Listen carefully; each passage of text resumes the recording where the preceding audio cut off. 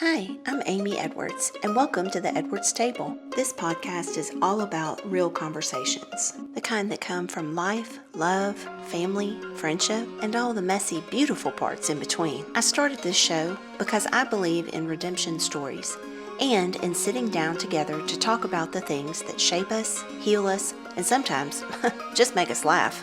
So grab a seat, take a breath, and join me, because there's always room for you here at the Edwards Table.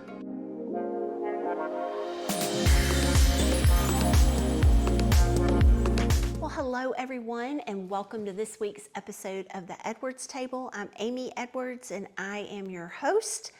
Delighted to have you here today. If you're brand new, welcome, and if you are a regular, thank you so much. So if you joined last week, you heard me talk about this whole moving from in our lives from survival into thriving. So surviving to thriving.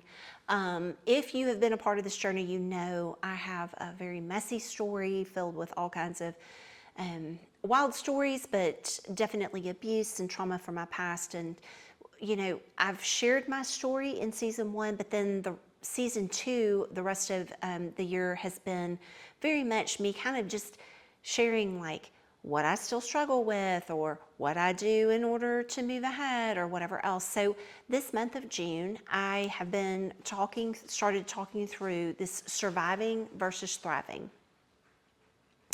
And last week, what we talked about was unloading the past.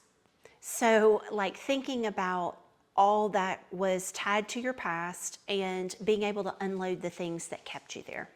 Well, this week, what I want to talk about was, okay, now that we've unloaded all of that, we've gotten rid of people and things that have been holding us to that past and not allowing us to really truly transition into this state of thriving, like where we're out living our lives and we're not constantly being dragged back to the past. We need to replace some of those things. And so today, really what I wanted to talk about was replacing the people. So the people that you have cut out of your life or have put up some good, healthy boundaries for, and maybe don't have them in your life nearly as much as what you used to, how then do you replace them? Now, one thing I will caution you on is this. Not necessarily is this a one-to-one trade-off. So for instance, like if you have someone who used to be one of your best friends and you realize that is not someone you need in your life, it doesn't mean that you have to replace and have a brand new best friend, okay? So don't hear me say that.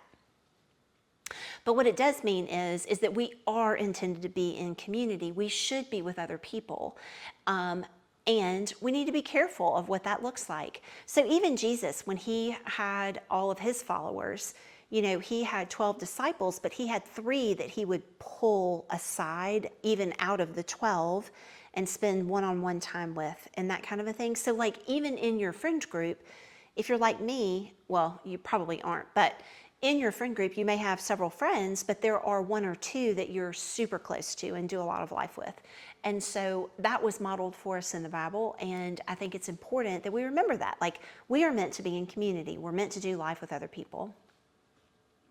So with that said, and going through this process of trying to offload people that are not healthy, that are not helping us to become our best version of us, and they're not helping us move in the right direction, which is forward, out of our past and moving ahead, how then do we replace them? Well, first and foremost, I'd like to say where we look is very important.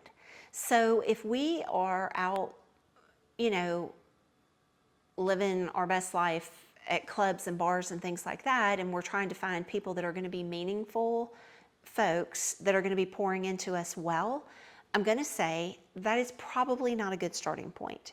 I am not knocking anyone who likes to go and hang at a bar, and if you want to go party and do your thing, like nothing wrong with what I'm saying there, other than the quality of friendship, the quality of mentorship that you're looking for, that's not a good place to start. It's not to say that you couldn't have a happenstance and run into someone who is on the same track as you and or kind of wavelength, not track, but wavelength that would get along with you well, but also would speak into you well and that kind of a thing. So for me, it's important for people around me who are especially going to be giving me wisdom or helping to point me in the right direction is that they need to be very similar to me in their faith and their beliefs. And the why behind that is because I am a Christian, I'm a Christ follower. It is not beneficial for me to have someone that doesn't believe those things try to come and give me wise advice, because it's going to come from a different lens of what they look through, if you will. And when I look for women in my life who can do this, I typically look for women that are older than me initially. And it's not to say that I don't have young women that pour into me beautifully, because they do, but they don't necessarily have as much life experience. And so with experience tends to come wisdom, is all I'm going to say. So the gray and silver hair that I have graciously earned in my tenure on this planet, there's a why behind me being able to pour into young women, because I've been there, I've done it, or I know someone who has, and I've walked alongside of them. You know what I'm saying? Like, the experience is important. And so first and foremost, I look for my friends to come from church. It's important to me. Like I said, being like-minded, having similar beliefs, those are important. Not to say that every single person that I am a friend with is a Christian. That's not true either. But if I'm going to go and get wise counsel, those are the women I'm going to go to first. Second of all is the layering of people in my life. So what I mean by that is similar to what I said earlier. So like, I have tons and tons of acquaintances, and lots of lovely acquaintances in my life, and I'm very thankful for them. And those are not the people that I go to for super private things in my life. You know, that is reserved for a very small group of women and my husband. So the first person I will go to, because I am married, is John. Like, I'm going to go to him. I'm going to talk to him about all the things and blessings. He does not always have the same perspective as me, which is great, because he's a man and I'm a woman. That's fabulous. Sometimes I need a woman's perspective given the situation, right? So like, sir, you're not helping. Or I don't need you to like rah-rah me this. I just need you to tell me straight up, you know, kind of a thing. So I have, over the course of many years, I've had different women in my life in this capacity. And some of those women have stuck around for a very long time, and others have just been around for a short time. And both great for different reasons. Also very difficult for me, one, to make friends that are new, and then two, to continually open myself up. I think partly because of trauma. I'm not going to lie and say, you know, that doesn't play a part in it. But I think part of it too is that's just human nature. Like, if you've ever been burned by a fire, you're not going to want to go sit next to it really closely, because you're fearful that you're going to get burned again. And I think that's very much the experience of having relationships. People hurt people, period, because we're all human.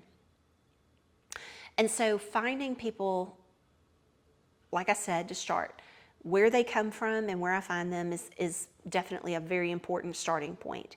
Who I allow to listen to the really personal, private things is limited to a fingerful of people. And depending on the situation, some of those three may or may not hear all of it. Like, it may just be John that hears it. You know, it's per the situation, okay? The third piece to that is the time it takes to find said person or people in your life. And that ebbs and flows. And just like anything, it takes time to get to know one another. It takes time to build trust between each other. It takes time to be willing to share all of the things with one another. And so it's a process just like everything else. And I know y'all are listening and you're like, oh my word, like, Amy, stop telling me that it's all a process. But friend, that is what this is. Healing is a process. And you know, we started out week 1 of this month talking about unloading our past, right? Like, get the past out. We need it gone. So in order to get rid of our past constantly coming up in our today life, We have to remove people and remove things that are holding us there. But then the flip to it is now we've got all of this vacant space that no longer has maybe the friends and family that we used to. And so now we've got to figure out how to plug some things back in, some folks back in there. So, I think just it's very simple and it's very straightforward, the information that we need to know how to move ahead. The reality is it's the grind. It's the showing up day in, day out and saying yes to ourselves. And I will be the first one to tell you I'm not excellent at this and I want to quit because it is so much easier to stay holed up in my house, not go out, not try to meet other people, not try to share my story and kind of see where it lands and see, maybe I have a new friendship that comes out of that, or maybe I find someone that I can pour into because maybe he or she has gone through something similar to me. But replacing people is vital because we are not built, we are not wired to do life on our own. We're wired to do life in community. And the other caveat to this is people, because they are human, you and I are human, we make mistakes, we hurt people, people are going to hurt us, is we have to approach this with an open mind. Not to say that anyone has the right to be abusive to one another, because that absolutely is not the case. But we have to be open-minded to the fact that sometimes people that we would never think of being our friends are some of the best, because maybe they are more abrupt and we're more, timid, or maybe they're more brutally honest and we're more of a sugarcoater. You know what I mean? So it's a nice balance, and it's important to have those kinds of people in our lives, just like it is the comfy people. The other thing that I would say is this, is when you're inviting new people into your life, careful not to overshare. If it's a new relationship and you're kind of trying to see where this friendship is going, be careful not to give everything out at one time, only because if you're trying to grow a relationship, it's a back and forth. It's kind of a little bit of a tennis match, if you will. You're going to volley the ball over and they're going to hit it over, and you're going to hit it back and they're going to hit it back. So you share a little bit, they share a little bit. And if you find that you're doing a lot of the sharing and they're doing none of the sharing, that's a big red flag. That is something that should tell you they're not a good person to invest your time and your energy into in order to build a really deep, meaningful relationship. They might just be a great acquaintance. They might be someone great to go grab lunch with, once a quarter, once every 6 months, or wave at them as you drive by them. I don't know. But they would not be what you're looking for. You're looking for someone that will go back and forth with you in life, and that not only do they do these things for you, but you do them for them as well. That's the beautiful thing about being in a good, healthy relationship that is a friendship, right? If you are married, I would argue that your spouse should always be your point of contact. And if they are not in a place where they can be that, definitely for me, that is a big flag for you. That one, you need to be on your knees praying daily for them. But then two is just helping them get the help they need to find out how to be the best version of themselves. I am confident there will be people that will come and, have their own opinions about what I just said, and I appreciate that. But part of marriage is the daily grind, again, of just showing up. And this is the person that knows you the most intimately. Hopefully, if you're married, good heavens. If not, that's a whole nother conversation for another show. But that needs to be your go-to person. That needs to be the person that you're going to first. It's not to say that you can't go and share things with other people in your life and sound off, have them as your sounding board and giving you good wisdom and help pour into you. But your spouse that's what their job is. Their job is to compliment you, and vice versa for you, right? So y'all should be doing that for one another. But yeah, this whole concept of reintroducing people into your life and finding healthy people, I find that sometimes people who will invite into our lives, especially if we're new to healing, like if you're just starting kind of off on this healing part of your life, It is very easy to fall back into old ways. And so inviting either people that you've kind of, put healthy boundaries up for, but you're like allowing them over that boundary constantly. Typically it's going to be because that's what feels comfortable, because that's what you've always known. Like this is just the rhythm of your life. You're used to this is kind of, I don't know, narcissistic behavior or abusive behavior, and you're just used to constant eggshell walking and drama and whatever else, because that's just how the person that you had in your life or who was around you acted. And I would caution you to say that when you find yourself doing that, it's definitely not from a place of being correct. It's from a place of being comfortable. And being comfortable is not a healthy place to be when you're trying to heal. I can't believe I had to just say that out loud, but that is the truth, right? Like, being comfortable while healing is not healing. It's being stuck. You're not making progress. Why? Because healing hurts. Healing's hard. Healing's time consuming. Healing is it's just gross. I feel like I'm such a whiny honey, but I mean, that's the truth. Like, who wants to do all of this, right? In the midst. It's kind of like, I think, if you're on a health journey and you're trying to eat well and exercise and do all of these things, it's not about the fact that you went and you ran a 5K. It's about the fact that you trained for how many months and you ate correctly for how many months and you showed up for the race and actually did it. You know what I mean? Like, it's not just the one thing. It's about all the things combined. And that's very much what I'm talking about here. So it's not just that you got rid of unhealthy people in your life, but it's of exceptional value to then bring healthy people into your life.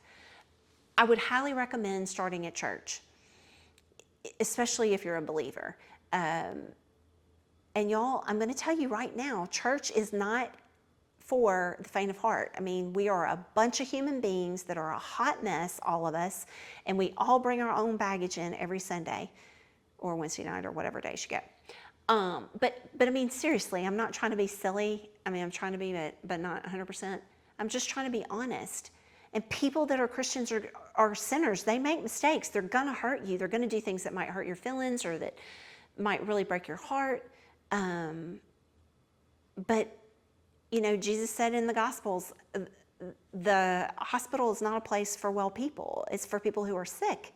And he was talking about the church. Like, church is not where you go because you've got it all together. Church is where you go because you have none of it together and you have fallen off the cart yet another time. Like, your life is a complete shambles and whatever else. Like, yes, that is what church is for.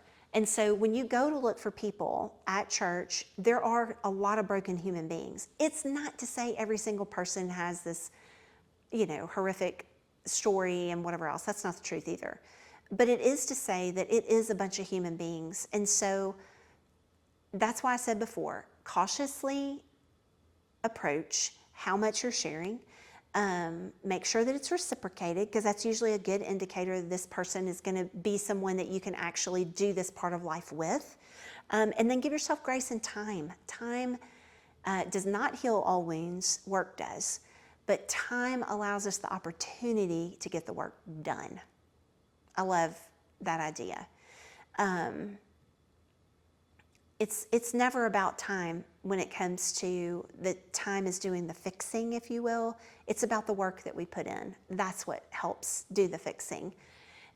And one thing that I have learned, especially over this past, I would say, year and a half, is that when I take everything and I go and I lay it at the foot of the cross, as it says in the Bible, and the way I do that, that's metaphorical, because there's not like some cross I have up in my yard where I walk out and like lay a box down and put all kinds of stuff in it.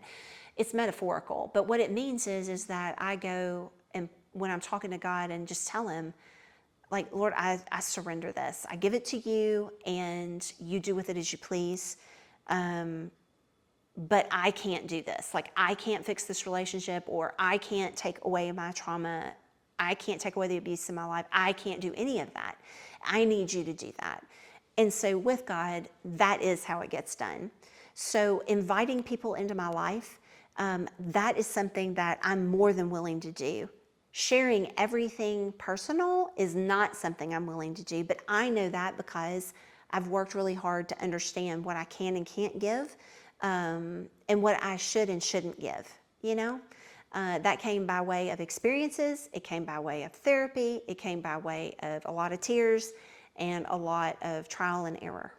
So I would love to say, just like I always do about anything, that I could give you some like ridiculously quick pill to like swallow down and it makes everything all perfect. But the reality is, the older I get, the more I realize, one, I know nothing, and two, time truly, like I said before, time heals nothing. It heals nothing, but it does allow us the opportunity to work through all of our messiness. And if we give it to God and tell Him, only with Him will we get through it, then is where the magic happens. So with that, y'all, super fast, quick today, I know, because usually I'm so long-winded, but just practical things. If you're on this journey like me of healing, I am cheering so big for y'all. I am yelling at the top of my lungs, jumping up and down out here in Central Texas, just hooting and hollering like a crazy pants. Because I know because I'm doing it. I know because I've done it. I know that it's not easy, but golly, does it feel good to be in a season of thriving versus surviving, y'all. So I sure hope you'll come back next week, because next week I'm going to talk about, okay, you know, week one, we got rid of everything from our past that's not helping us move forward. Today we talked about like, how do you reintroduce new people, or not reintroduce, but how do you introduce new people into your circle? And then next week talking about things. I think you'll be surprised what I'm going to share next week, because it's not what I think is going to come to the forefront of your mind. So with that said, I hope you will tune in next week. Remember, I drop brand new content every Wednesday, and always remember there is a seat right here at this Edwards table just for you. See you next time.